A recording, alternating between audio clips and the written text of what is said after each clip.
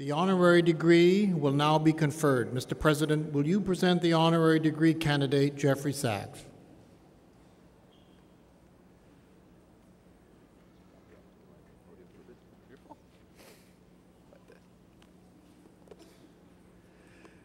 Mr. Chancellor, every generation produces individuals who, by virtue of intellect and daring, offer a compelling vision of the world and radically alter our perspective of it.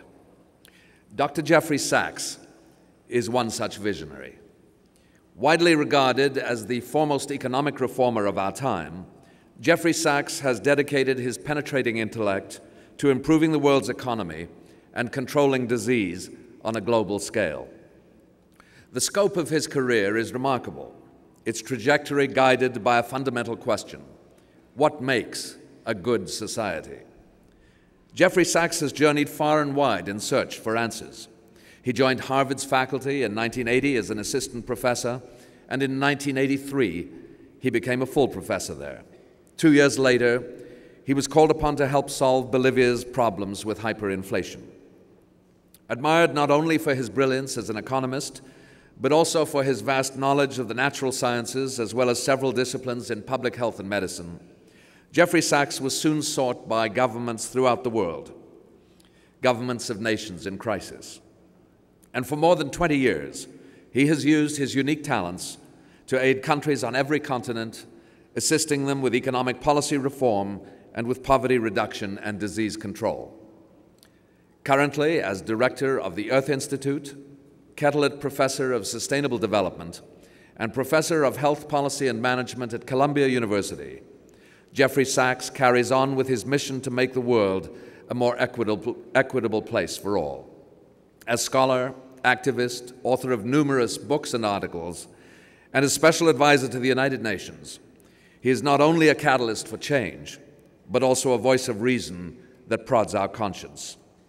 He is the principal author of the United Nations Millennium Goals to eliminate global poverty and its collateral damage to the quality and dignity of human life.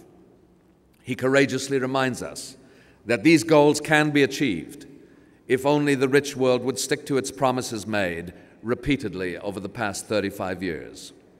His unrelenting advocacy testifies to his commitment to the underprivileged in all countries. Jeffrey Sachs has received many honors for his singular contributions to the global community.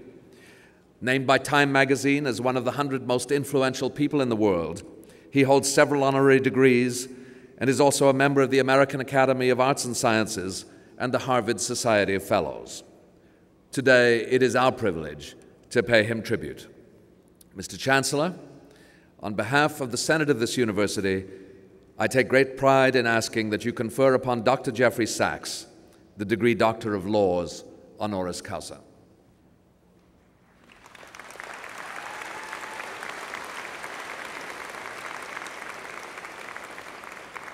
Jeffrey Sachs, by virtue of the authority vested in me and the Senate of this university, I hereby admit you to the degree of Doctor of Laws, honoris causa.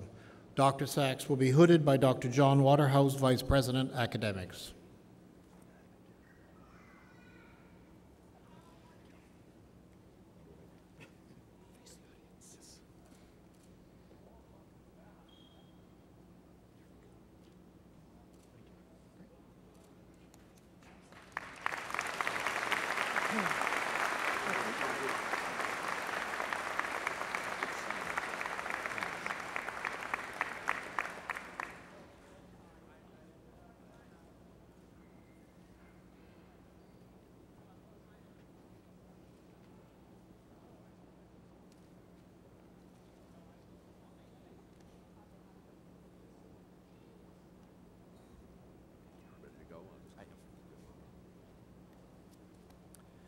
It is with pleasure that I now call on Dr. Jeffrey Sachs for his convocation address.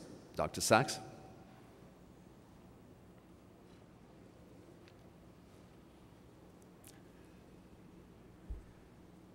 I think the technical word is wow.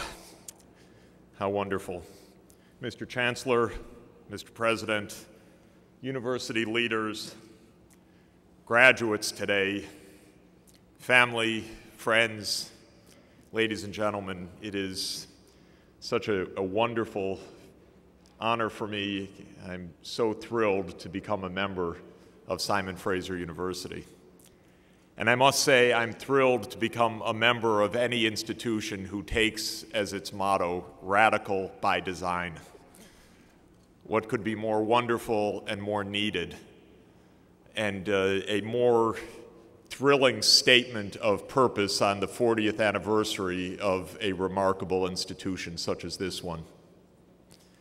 The President said it right. Radical has two crucial meanings. One is at the roots.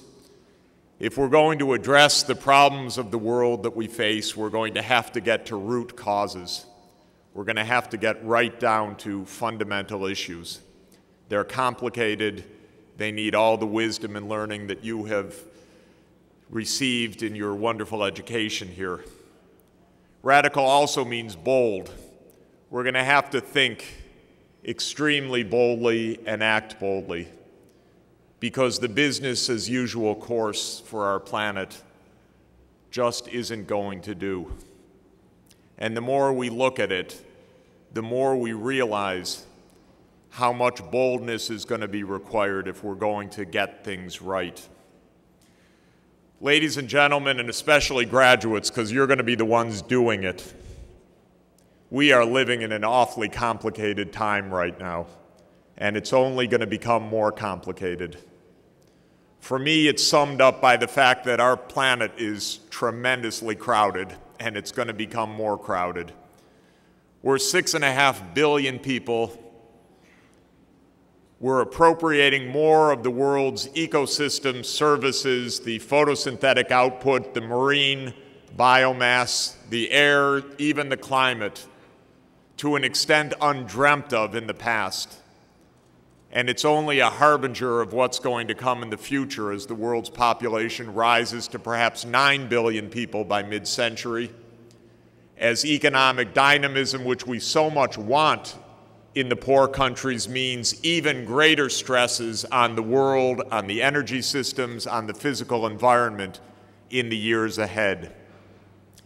We are, I think it's fair to say and true to say, as it's proverbially said, we are living in a time of great opportunity. Never before have we had the science, the knowledge, the wealth, the technologies to address these challenges. But I think it's true that we're living at a time of unprecedented risk as well. One of the reasons is the risks are more complex. They're not even foreseen necessarily, because we learn through science almost every day now of new kinds of risks, just like the discovery a couple of days ago that the 1918 flu virus was one of these zoonoses transferred from bird flu to human flu, just as the avian flu that we're battling in Asia is today. Great science, enormous threats, risks that we couldn't even contemplate because we didn't have the scientific knowledge and tools just a few years ago to fully understand. I believe that these risks are rightly encapsulated in the phrase sustainable development. We have to find a way first to enable the poorest places in the world to achieve development, to get out of their extreme poverty, but we have to find ways to do this that are also sustainable, not only in the daily sense that those benefits will be prolonged and maintained, but also in the environmental sense that we're not going to wreck our planet in the process. Now, to do this is going to require the best of interdisciplinary knowledge, and it's why Simon Fraser University is such a remarkable place, because right from the beginning, it was committed to interdisciplinarity. These problems are not coming packaged in normal disciplines anymore. Sustainable development is not an economics problem, it's not an ecological problem, it's not a medical school problem, it's not an environmental resource problem, it's not a cultural problem, it's not a humanities problem, it's all of them. There is not a chance in the world of getting this right unless we learn not only the depth of our disciplines, but to speak and operate fluently across those disciplines. Now, I believe that the most pressing of all of these challenges of sustainable development is the challenge of the poorest of the poor, because they're the ones that can't wait for what we'll do in 2025 or what we'll do in 2050. Today, 20,000 people, mainly children, will die because they were too poor to stay alive today. They will die because they did not have access to safe drinking water. They'll die because they went to bed last night not sleeping under an insecticide-treated bed net. They'll die because there was no clinic nearby. This, ladies and gentlemen, is preposterous, of course. It's horrific, of course. It is also our moral predicament, because how are we going to have a safe world if millions are dying because they don't have the most meager means to stay alive, and the richest of the rich are not doing what they have promised to do to help those stuck in extreme poverty get out of the rut? Now, you all think you're graduating right now. I have to tell you, it's not quite true. You got a lot of work ahead. It didn't end today. I'm giving you a homework assignment. Sorry, it's a prerogative of a professor. You have 20 years to end extreme poverty on the planet. It can be done. Now, you can work in groups, and it's open book. There's a midterm exam in 2015 called the Millennium Development Goals. They are literally the halfway station to ending extreme poverty in our generation. We're benchmarking it. You can't escape from it. We can't escape from it. We can't say we're not interested, because that is our moral predicament. We cannot not be interested. The world is too crowded to pretend we can tell half the world, so sorry you're on your own. Nobody is on their own in this world. We will have violence, we will have war, we will have spreading disease unless we take each other's lives seriously. I don't give impossible homework assignments. This is utterly achievable. And ironically, wonderfully, it's achievable within the boundaries that we have promised for so long, 0.7% of GNP. And I always am happy to be in Canada because it was a great world leader from Canada, Lester Pearson, who set that goal for the world in 1969. And I'm always happy to remember that Lester Pearson's book, From His Great Commission, Partners in Development, was the first economics text I ever read in economic development. It stands the test of time. It remains our moral challenge to meet that call. I'm thrilled that Simon Fraser University is launching a new program on global health. This will be a beacon for the world. It's exactly the kind of interdisciplinary, get out there in the world and respond to world challenges program. There were a lot of hyphens there that are needed. And I'm thrilled that as a new alumnus of this university, I can play a role in some small way, I hope, in helping this program to be launched in the thrilling way that it is going to take hold. I have to tell you also that even 2025 won't be the end of the homework for any of us. We have one huge hill to climb, and that's to help the poorest of the poor to stay alive and to have a chance to participate fully in our world. But as soon as we get over that cliff, there's going to be another mountain ahead, and that's the mountain of environmental sustainability. And that's going to be a decades-long challenge. 9 billion people is a lot of people on a fragile ecosystem of our planet. Again, we will have the science and the technology to move forward, but we're going to have to move forward in bold, in radical ways. What is it going to take to achieve sustainable development? First, it's going to take brains, well-trained, science and technology and knowledge of culture and the humanities, and that's what you represent, you the graduates today. You are the hope, literally, for doing this. Second, it's going to take heart. It's going to take boldness and courage, and most fundamentally, recognition that the poorest person halfway around the world in a different religion with a different skin color, different ethnicity, different cultural background, that is our fellow human being. We're as responsible for that person as they are for us. That's what the world is going to require.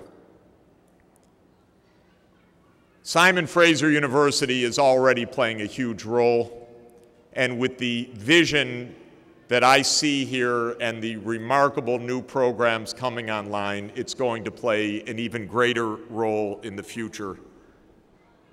Graduates, congratulations today. What a wonderful day. This is your chance, your opportunity, your responsibility to take hold of the world. I'm confident that you will do it wonderfully. Thank you so much.